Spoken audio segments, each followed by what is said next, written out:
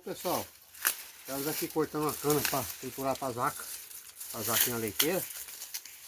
Tem umas canas que tá muito deitadas, deu um vento muito forte, derrubou muito no chão, aí fica mais difícil para cortar. Mas estamos aqui, pessoal, na luta, beleza? Acompanha nós aí, estamos aqui.